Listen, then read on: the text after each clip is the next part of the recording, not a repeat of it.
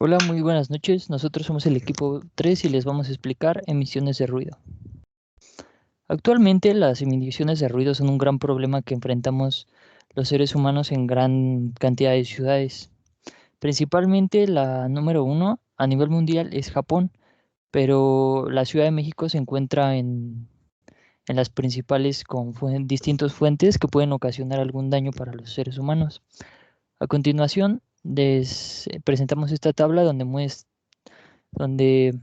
muestra cuáles son los decibeles que ocasiona cada uno de los siguientes sonidos. Como pueden ver, el umbral de audición es 0%, susurro, respiración normal entre un 10%, hasta motor de un coche espacial durante el despegue 180 decibeles. El umbral de audición para los seres humanos representa la cantidad mínima de sonido o de vibraciones por segundo requeridas para que el sonido lo pueda percibir el oído humano. Con 70 decibeles produce efectos psicológicos negativos en tareas que requieren atención o concentración. Entre 80 y 90 decibeles puede producir reacciones como estrés, cansancio, alteración al sueño, entre otras cosas, pero entre 100 y 110 decibeles se considera un umbral tóxico, el cual puede llegar a lesionar el oído medio. Y el 120 decibeles es el denominado umbral de dolor, en el cual crea una contracción del tímpano, el cual llega a ser muy doloroso. Las fuentes principales de ruido urbano son las siguientes: 44% es ocasionada por el turismo, 12% por vehículos pesados como los Torton o trailers, el 14% por motocicletas o vehículos con motor, el 2% por obras urbanas, el 6% por peatones y el 11% por otras causas. Como ven, lo más eh, que genera más ruido es el turismo con un 44%. Las características del ruido. Desde un punto de vista físico, el sonido es una vibración que se propaga en un medio elástico, el cual rebota, se crea un sonido y rebota en las superficies, que es perceptible por el sonido humano, el cual es importante porque nos permite comunicarnos y es importante tener las medidas necesarias para poder cuidarlo y mantenernos con una buena audición. Tenemos la costumbre de distinguir entre sonidos y ruidos. Los primeros son aquellos que nos producen sensaciones y sonidos musicales. Los sonidos pueden ser de manera que son perceptibles de una manera buena para los seres humanos, como es la música, o sonidos que nos irritan, que regularmente son sonidos agudos y que encierran un cierto tipo de significado para el oído. La intensidad depende principalmente de la presión sonora o la intensidad, pero también es el espectro de parciales y de la duración. Los efectos adversos a la salud son una gran cantidad, los cuales son creados a partir de exposiciones superiores a los 85 decibeles. Ya hay un riesgo de pérdida auditiva crónica a partir de esta cantidad de decibeles. La pérdida de audición, apoausia, inducida por el ruido, conocido también como traumatismo acústico, agudo o crónico. Tantos son sus efectos que la OMS alerta que el ruido de los europeos pierden 1.6 millones de años de vida saludable. A continuación le mostramos una pequeña escala de cómo es el peligro de los ruidos y cómo es lo que le ocasionan los daños a la salud. El máximo es un despegue de un cohete, gran estruendo por explosión. 140 decibeles es un avión de despegue. Un motor de avión o escape o de motocicleta produce 130 decibeles. Concierto, actos cívicos, centro nocturno 110. Perforadora eléctrica 100 decibeles y un tráfico intenso 90, que es algo a lo que nosotros como seres humanos estamos expuestos constantemente. Las consecuencias del ruido son cefalias, dificultad para la comunicación oral y capacidad auditiva, perturbancia del sueño y del descanso, estrés y fatiga, depresión, nerviosismo, gastritis, disfunción sexual, entre otras. Los tipos de emisiones de ruido son generadas por el tráfico rodeado, circulación de vehículos, aproximadamente el 80% del ruido producido en la ciudad, que es una gran cantidad, O en la Ciudad de México, que hay una gran cantidad de obras y construcciones industriales, que estas generan aproximadamente el 10%. Y los ferrocarriles, que cada año o cada cierto tiempo se disminuye su cantidad de uso, aproximadamente el 6%. Bares, locales musicales y otro tipo de actividades, el 4% del ruido restante. Aquí les podemos mostrar una propaganda más o menos que muestra datos importantes. El ruido afecta a la salud. En las ciudades el ruido proviene sobre todo de vehículos motorizados, trenes, aviones.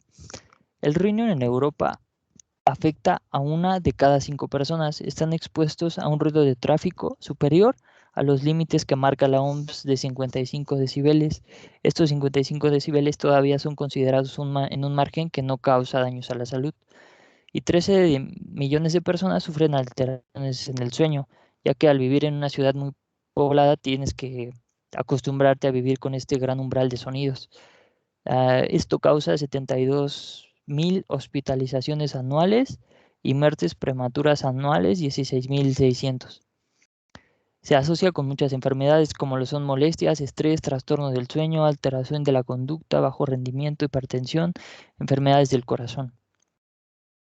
La Ciudad de México, ¿a cuántos decibeles oscila?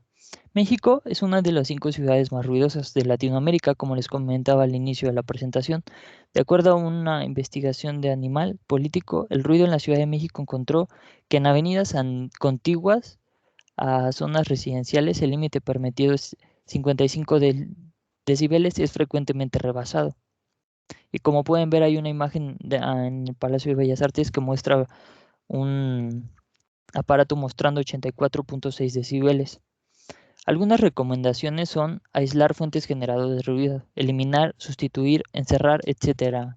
Mantenimiento preventivo de las fuentes generadoras de ruido, mediciones ambientales en el lugar de trabajo, disminuir el tiempo de exposición al ruido y rotar el personal que labora expuesto, establecer pautas activas durante una jornada laboral, brindar elementos de protección individual EPI, o incluso definir a los trabajadores que requieren uso de doble protección, realizar audímetros de ingreso periódica y el retiro del personal expuesto, implementar y desarrollar todas las actividades del sistema de vigilancia para conservación auditiva. El sonómetro es un instrumento de medida que sirve para medir los niveles de presión sonora. En concreto, el sonómetro mide el nivel de ruido que existe en un lugar determinado en un momento dado.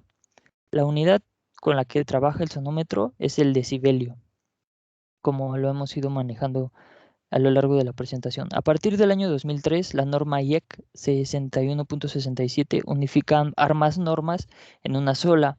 Sonómetro de clase 0 se utiliza en laboratorios para obtener niveles de referencia, los cuales son utilizados para laboratorios o para experimentos muy específicos. Los sonómetros de clase 1 permiten que el trabajo de campo con precisión, el cual nos permite hacer estudios y tener un margen de error no muy amplio.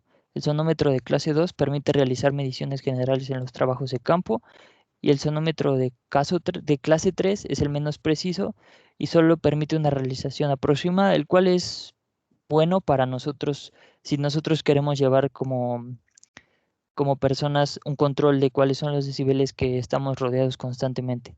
Incluso ya existen algunas aplicaciones en los teléfonos celulares que lo pueden hacer de una manera no tan aproximada. El sonómetro siempre está formado por un micrófono con respuesta en frecuencia similar a la de una audiofrecuencia, generalmente entre 8 y 22 kHz. Un circuito que procesa electrónicamente la señal y una unidad de lectura, búmetro, LED, pantalla digital, etc. Muchos sonómetros cuentan con una salida, un conector jack, por lo general, situado en la lateral que permite conectarlo a un osciloscopio, con el cual la medición de la precisión sonora se complementa con la visualización de la forma que forma la onda. Es más o menos o similar a cómo funcionan los sonares. En los llamados sonómetros integrados, el interruptor etiquetado como Wayne permite seleccionar la curva de ponderación que va a ser usada, la curva A, la curva C, la curva D o la curva U, las cuales nos permiten tener una variación en el sonido, como les comentaba, más o menos similar a cómo funciona un radar. Y así podemos tener un mayor alcance y un mayor control de qué es lo que queremos medir específicamente de sonido. La medición de ruido. Para medir Aquí de manera ya. exacta. Va. A continuación, mi compañero les va a explicar medición de ruido. Bueno, buenos días, tardes, noches, compañeros, cuando estén leyendo esto o viendo esto. Les explicaré un poco lo que es la medición de ruido. Bueno, el primer paso nos habla de realizar una medición de rutina.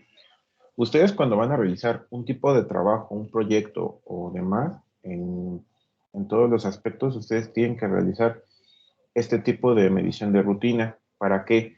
Para llegar a frecuentar lo que se necesita como EPP en primer lugar. Y en segundo lugar, hablando en sí, no puedes realizar una construcción, explosión o implosión en un aspecto de ambiente hogareño. No es lo mismo poder hacer este tipo de manejos o de emisiones de ruido ante diferentes circunstancias o ambientes hogareños. Una atrás, Mario, por favor. Gracias. Para el segundo paso, se debe de realizar las mediciones de niveles acústicos en áreas ruidosas. En este aspecto nos habla también el tipo de ruido que tú vas a manejar dentro de tu proyecto o dentro de tu construcción o en la elaboración de tu plan de trabajo. Porque ya lo mencionaron anteriormente, cuenta la parte desde un carro, una bocina, los vecinos hablando, entre otros aspectos. Porque no es lo mismo que yo les esté hablando a ustedes en esta parte, en esta presentación, a que yo esté gritando en medio de eje central aquí en la Ciudad de México, gritando en el aspecto o para llamar tu atención, chiflando así de ¡hey! ¿Por qué? Porque generas una emisión de ruido. ¿Pero a qué se debe? A lo mismo, a que generan diferentes circunstancias en todos los ambientes.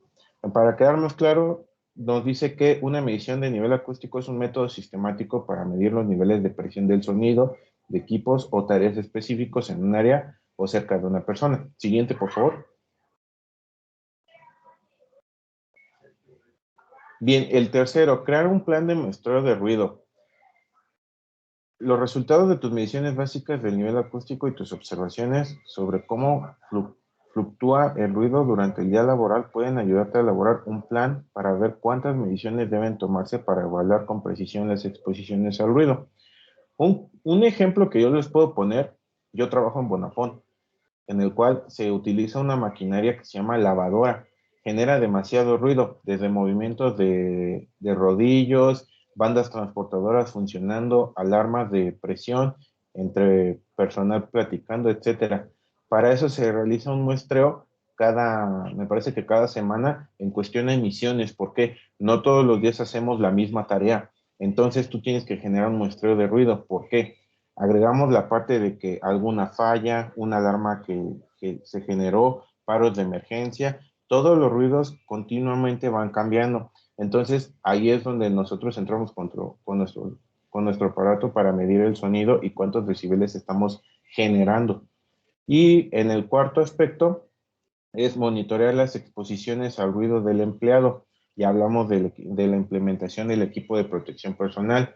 ¿Por qué? No sé si algunos de ustedes han visto en manejando maquinaria pesada, en construcciones manejando un taladro, entre otros aspectos, pues que se genera mayor ruido. Entonces, nosotros debemos de generar este estudio para poder implementar un EPP. No es lo mismo que yo te entregue un audífono de chícharo, como ustedes observan en la pantalla, a unas orejeras de tamaño, bueno, de mayor tamaño, en donde cubra mayor emisión de ruido. Un ejemplo que puede cubrir, no es lo mismo que ustedes vayan a trabajar en una cortadora que genere mucho más ruido, esto no los va a cubrir.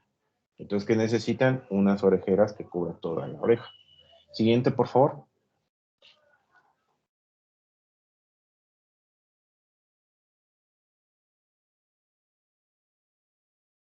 ¿Ya la cambiaste, Mario? Es que no me aparece. Creo que no. Ya. A ver, estoy cargando. Ya está. En este aspecto tomamos de referencia el US Daily Occupational Noise Exposure Limits. Son los límites de decibeles en los cuales tú debes de estar frecuentando para no generar una lesión o en tal caso una hospitalización. para un tratamiento. ¿Por qué? Porque te generaste un ruido, o bueno, te expusiste a un ruido que te pudo dañar. En este aspecto nos genera de 80, 90, 95, 100 decibeles, y podemos observar que el mayor número así permitido sin EPP puede ser el 95, no genera una repercusión, pero arriba de 100, si no está bien implementado, podemos generar un daño mayor. También nos habla del el tiempo. Siguiente, ándale. No, siguiente. Ajá. Para la clasificación y su distribución temporal. Bien, la distribución temporal de los ruidos pueden ser entre estable e inestable. Hay diferentes, bueno, hay clasificaciones en el cual está dentro del estable e inestable. Puede ser sostenido, intermitente y pulsares. También fluctuantes e impulsivos. Esto se da sobre periódicos aleatorios. ¿En qué aspecto? En el que no son frecuentes. Vuelvo a lo mismo, no todo el día vas a estar manejando un taladro en donde genera muchísimo ruido. De igual manera, una cortadora siempre genera una intermitente de tiempo para poder, una, descansar tú del trabajo, y dos, en la parte del... ¿Alguien se conectó? Creo que sí. Ahora ya se salió. Y en la parte, por ejemplo, de intermitente y pulsares, hablamos de lo mismo, de la maquinaria. Siguiente, por favor. Bien, y hablando ya con respecto a su espectro, tenemos que puede ser o de banda amplia o de banda angosta. Hablamos de los continuos en la cuestión de banda amplia, y se difiere por gaussianos y no gaussianos, que puede ser unimodales y multimodales. Y en el no continuo puede ser de energía controlada sin control de energía. Puede ser tonos puros, blancos, rosa, rojo, morado, magenta, y entre otros. Estos tonos son las mismas clasificaciones para todos los ruidos que les mostramos unas dos láminas atrás. Siguiente, por favor. Bien, a continuación mi compañero Chang les explicará lo que son las normas y las clasificaciones de ruido. Buenas tardes, noches. Bueno, entre las normas que vamos a hablar nosotros, tenemos la NMX AA 40-1976, clasificación de ruido. Bueno, mi compañero ya anteriormente ya nos explicó las dos clasificaciones de ruido que tenemos, que una es por su distribución temporal y la otra es según su espectro. Esta norma nos habla de en sí qué es un ruido, que básicamente son sonidos no deseables a nuestro, o sea, por así decirlo, algo que no nos gustaría estar escuchando a lo largo de nuestro día. Como nos comentaban nuestros compañeros, pues en nuestras actividades diarias, pues el pasar de los carros, el pasar del tren, no sé si en algún momento, pues, o sea, uno sale de la ciudad, se queda callado y el propio sonido del viento y todo eso, o sea, es algo que no estamos percibiendo por toda la cantidad de ruido que en la ciudad nos aqueja, ¿no? Y bueno, en esta norma nos da una clasificación de ruido para tener en consideración pues ahora sí a lo que nos vamos a estar enfrentando para regir o estar estableciendo nuestras condiciones de trabajo dentro de nuestras empresas. Bueno, la siguiente norma que tenemos es la NMX AA 43-1977, que es la determinación del nivel sonoro emitido por fuentes fijas.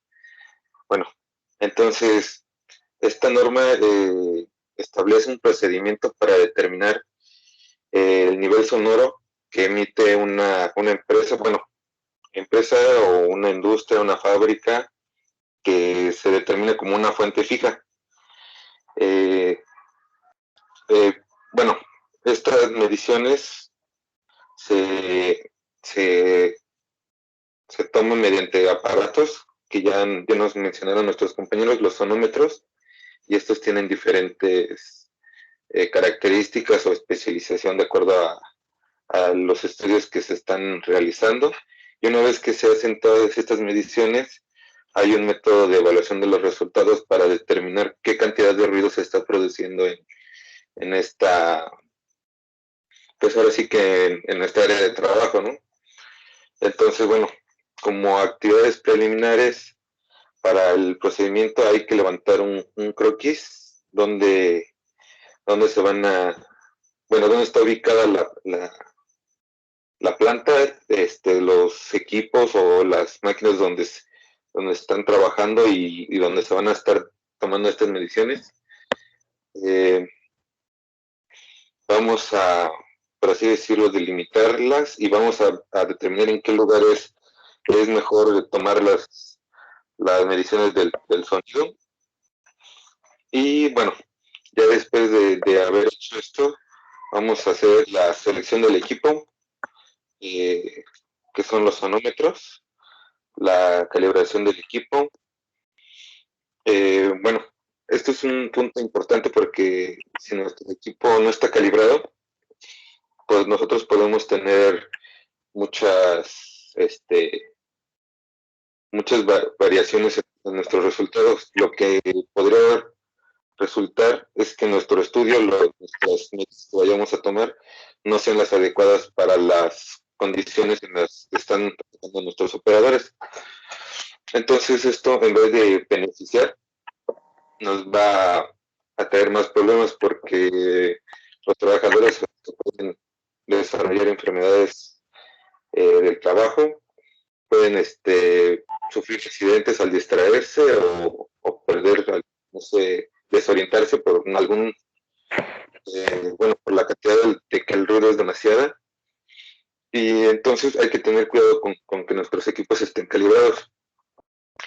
El siguiente paso sería realizar mediciones continuas o mediciones semicontinuas. Esto es como bueno, la norma nos establece que de acuerdo a nuestra operación, pues vamos a estar tomando mediciones del sonido durante intervalos diferentes para que estas mediciones sean confiables.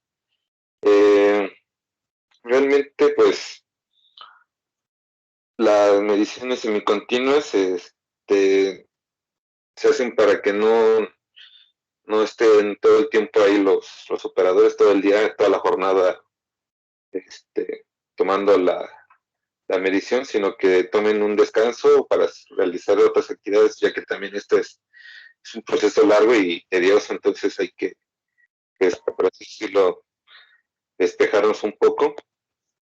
Y pues esto nos establece que vamos a determinar periodos que nos garanticen que nos den la confianza de que nuestros resultados van a ser buenos y que nos van a dar una interpretación buena. Ahora, para el siguiente punto nos dice que la situación donde se van a ubicar los puntos de medición que para una fuente fija. Nos dice que se debe de situar lo más cerca posible de los elementos a medir y que debe de ser a una altura del piso no inferior a 1.20 metros. Deben conservarse las condiciones del elemento que produzcan los niveles máximos de emisión, ventanas, ventanillas, respiradores, puertas abiertas, si es que estas son condiciones normales en que opera la fuente fija. Si la fuente fija no se haya limitado por confinamientos y se encuentra claramente delimitada por alguna, por así decirlo, líneas o vallas, los puntos deben ser de ponerse lo más cerca posible de los límites exteriores del predio, igual a una altura no inferior a 1.20 metros. Esto es para que, nuestros aparatos tengan la medición correcta, ya que el sonido, pues, como es una onda, en el piso puede haber otros elementos que que hagan que reboten los ruidos que vamos a medir y no sean percibidos por nuestro aparato de medición. Y ya una vez que realizamos estos pasos, se hace un informe de la prueba, donde, bueno, se debe de identificar la fuente fija, que es el nombre o razón social, el responsable, bueno, después la ubicación de donde está, la fuente fija, que es el croquis o un plano de donde se vea un lo que está alrededor de esta construcción o de la empresa. La localización de los puntos de medición, características de operación de la fuente fija, se deben de indicar los horarios en donde hay mayor emisión de ruido y la eventualidad de las fuentes internas móviles. Por así decirlo, esto, bueno, la mayoría de las empresas cuentan con grúas, con montacargas o con camiones para transportar sus cargas dentro de las instalaciones. Entonces también hay que tomar en cuenta estos, pues como dice, eventualidades, porque quizás no están todo el día en el mismo punto, pero en algún momento van a pasar y también pueden hacer varias las mediciones que se toman. Indicar el tipo de medición que se realiza, continua o semicontinua, el equipo empleado, incluyendo marcas y número de serie, y los nombres de las personas que realizan la medición o estos estudios de sonido. Ahora, en la norma AA 59-1978, nos habla de sonómetros de precisión. Bueno, esta norma nos establece las características técnicas o los requerimientos que deben de tener nuestros equipos para que el nivel de precisión acústica en las mediciones quede en un grado de confiabilidad, pues ahora sí que nos sirva para tener un buen estudio. Bueno, los elementos básicos que debe de tener un sonómetro es un micrófono, un amplificador, nuestro atenuador y nuestro instrumento indicador, que son con los que vamos a realizar nuestra medición y vamos a ver qué valores nos está arrojando. Por último, la NMX AA62 1979, determinación de niveles de ruido ambiental. Bueno, esta norma nos establece los procedimientos de campo para determinar el ruido ambiental producido por contribuciones relativas en diversas fuentes y las acciones reverberantes y amortiguadoras de pavimentos, edificios, vegetación y otros obstáculos en trayectoria de dispersión sonora. Bueno, esta norma se va muy de la mano con la anterior que les hablé, que es la 43, la de determinación de nivel sonoro emitido por fuentes fijas. También nos habla de un procedimiento que es muy parecido, pero esto se va más hacia cualquier, pues ahora sí que cualquier lugar, no solamente se limita a una fuente fija. Entonces igual nosotros establecemos un equipo básico, nuestro croquis de puntos de medición. Vamos a elegir si vamos a tomar mediciones continuas o semicontinuas, el periodo en el que vamos a estar tomando las mediciones, nuestros sonómetros a qué altura deben de estar de acuerdo a su posición. Y pues bueno, eso sería todo de las normas en cuanto a ruido. Y esto, Continuación, mi compañera Nali va a presentarle la conclusión.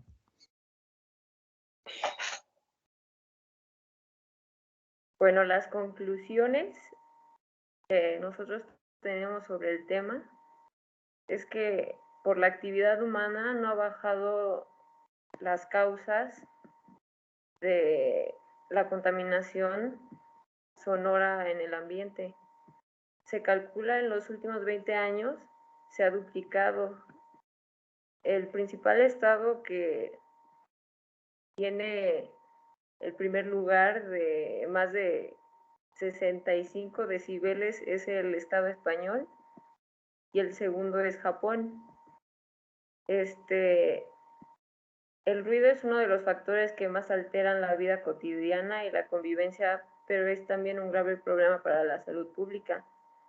Obvio existe una clara conciencia del efecto negativo que tiene sobre las personas un entorno ruidoso, y esto causa molestias que ocasiona distinta índole en las enfermedades, que por ejemplo puede ser a la hora de dormir, unos trastornos, incapacidad para concentrarse también, y esto nos lleva a lesiones propiamente dichas, dependiendo de la intensidad y duración del ruido.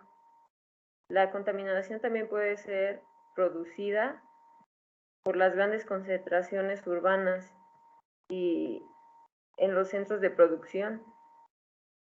La verdad nosotros sabemos que es un grave problema, pero la verdad es que la expresión contaminación del ruido va más allá, que engloba una infinidad de problemas que de una u otra forma sufrimos diariamente.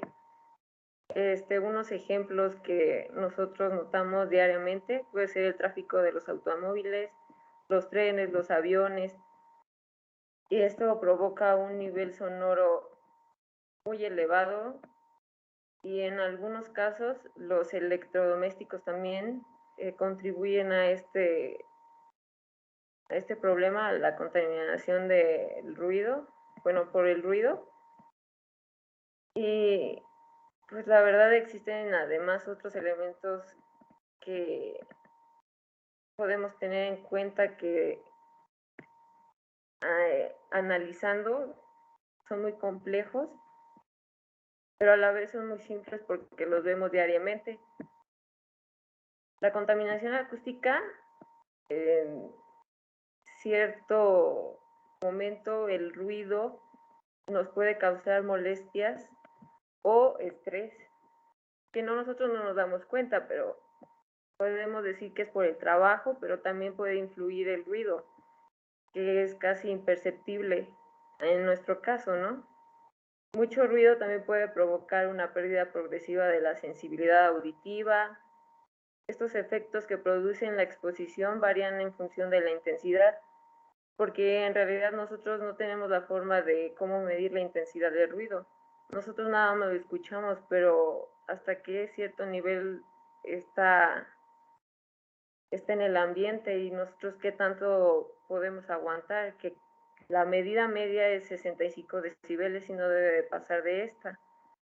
Y la verdad hay muchos que nosotros no tenemos en cuenta, como los aviones, que en promedio es 150, 138 decibeles, y esto nosotros no nos percatamos y pues nos provoca una contaminación acústica y nos lleva a problemas de la salud, porque es uno de los factores que altera nuestra vida cotidiana y uno de los problemas principales en la salud pública. Pero ya mencionamos los efectos a la salud, porque son muchos, principalmente el oído nos arruina nuestra función.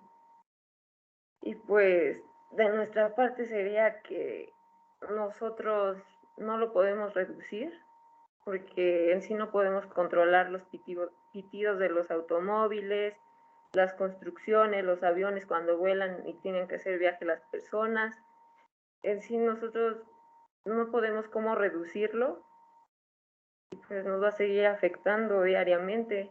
es una contaminación que va a persistir, porque en sí la vida en la ciudad es así, todos se estresan, todos te pitan, hasta un perro, por ejemplo, tu vecina tiene un perro, ladra y te afecta a ti porque tú lo escuchas y entonces es un nivel de decibel que tú no aguantas, te estresas, puedes ocasionar muchas cosas y en sí pues hay unas normas que ya mencionaron mis compañeros que pueden reducirlo, cómo controlarlo y cómo